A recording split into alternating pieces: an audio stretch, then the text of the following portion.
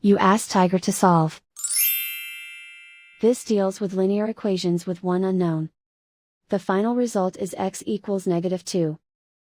Let's solve it step by step. Group all x terms on the left side of the equation.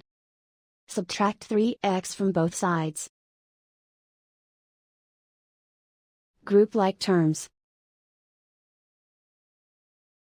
Simplify the arithmetic. Group like terms. Simplify the arithmetic. Group all constants on the right side of the equation. Subtract 3 from both sides.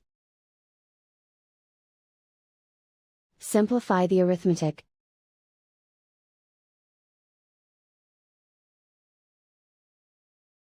Convert the x into a positive number. Multiply both sides by -1. Remove the ones. Simplify the arithmetic.